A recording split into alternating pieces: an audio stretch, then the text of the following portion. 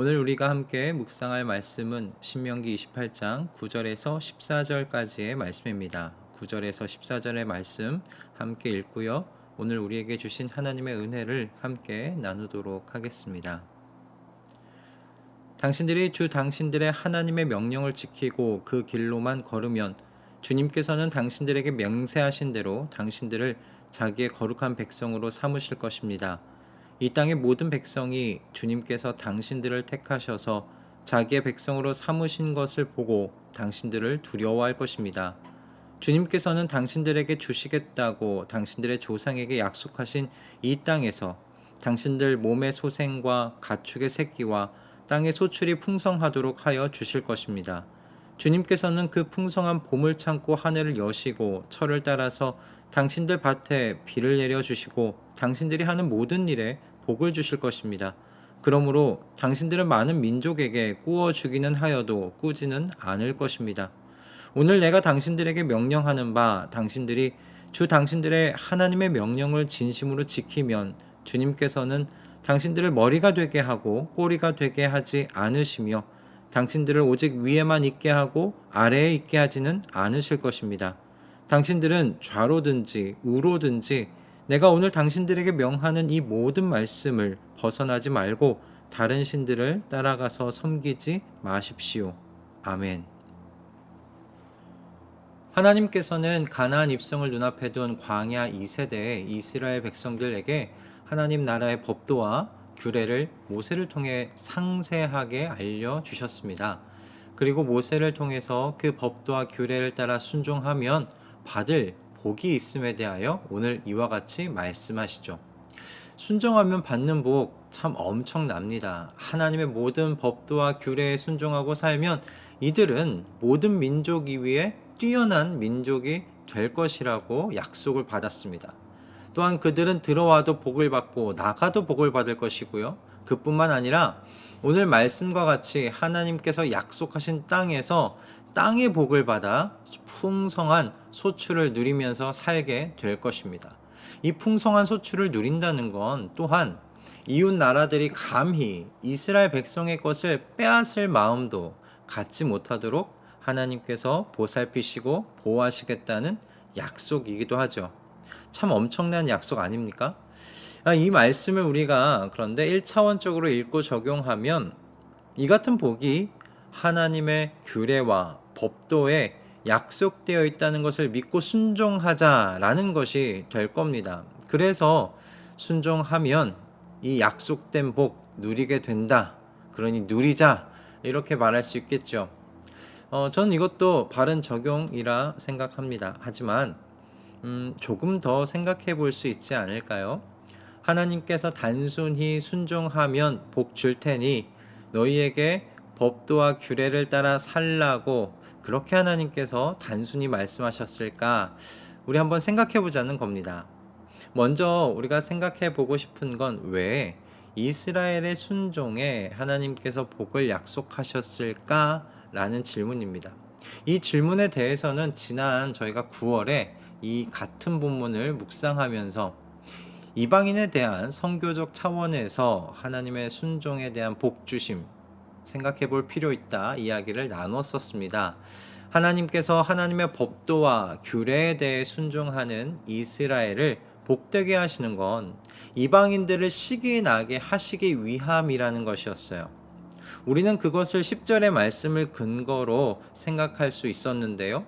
하나님께서는 이스라엘이 하나님의 명령을 지키고 그 길로만 걸으면 하나님의 거룩한 백성 삼으시겠다고 약속하십니다. 그리고 모든 이방 사람들이 하나님께서 이스라엘을 택하시고 자신의 백성으로 삼으신 것을 보고 두려워하게 할 것이라고 말씀하시죠.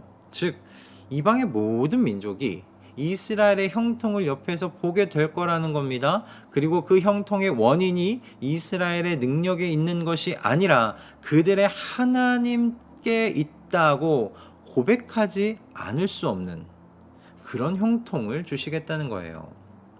여러분, 그러면 이스라엘의 이와 같은 형통을 이방 사람들이 그저 부러운 눈으로만 바라볼까라는 겁니다. 이스라엘이 믿는 하나님, 그 하나님께서 주신 법도와 규례를 따라 살면 우리도 이스라엘과 같은 형통 누릴 수 있다면 이방 사람들도 하나님의 그늘 아래에 들어오려고 하지 않겠느냐라는 것이죠.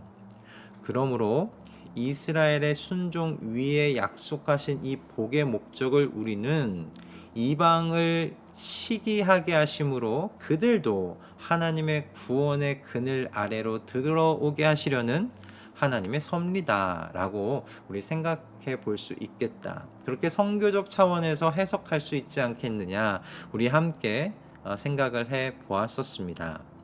그런데 오늘 이 본문을 묵상하면 한 가지 질문이 또다시 좀 생기게 됩니다.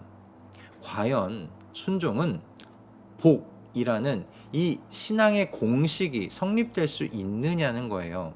순종하면 하나님께서 이 28장 1절부터 14절에 약속하신 이 모든 복이 정말 과연 따라오느냐라는 겁니다.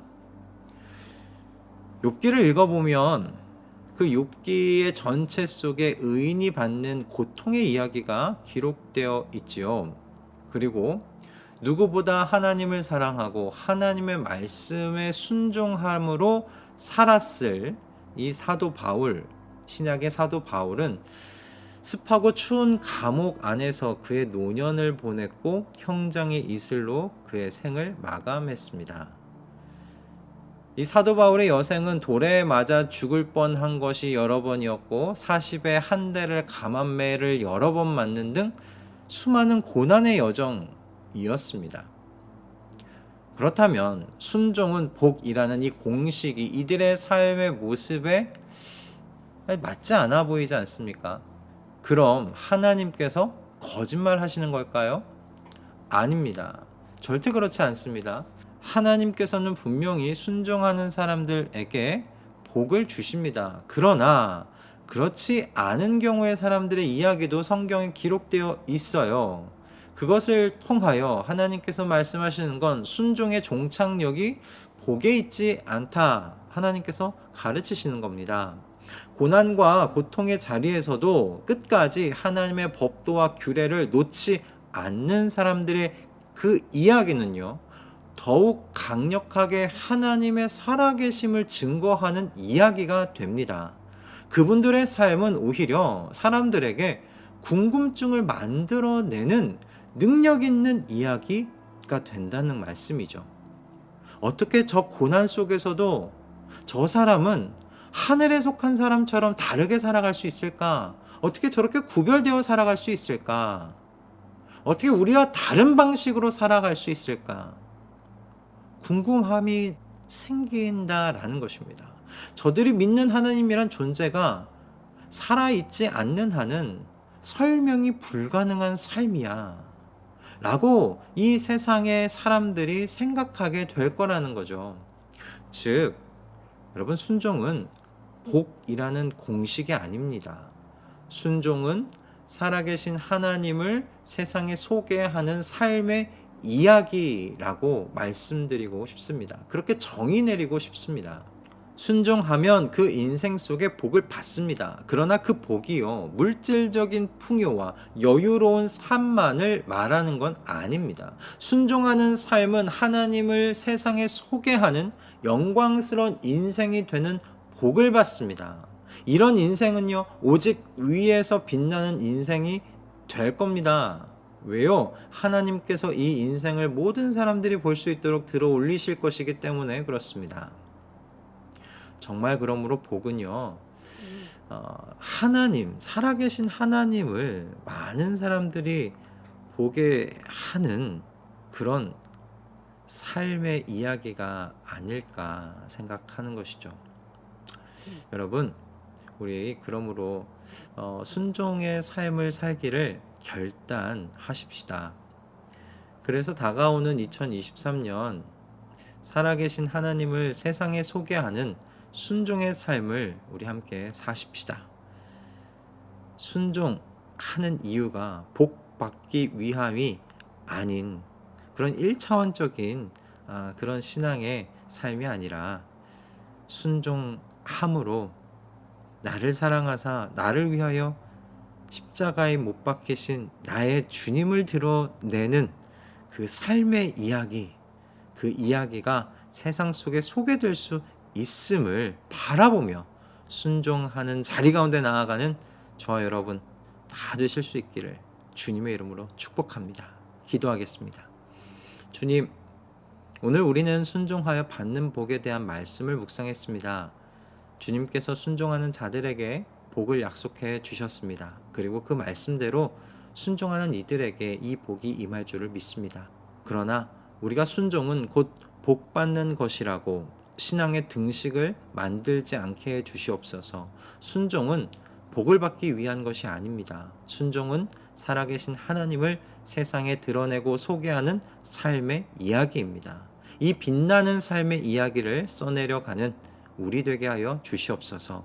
모든 삶의 상황과 형편을 넘어서 하나님의 규례와 말씀에 순종하는 우리가 되게 해 주시옵소서. 그래서 궁금함을 낳는 인생 되기를 소원합니다. 2023년 우리의 삶이 그리 되도록 주의 성령께서 우리를 지도하시고 이끌고 가 주시옵소서.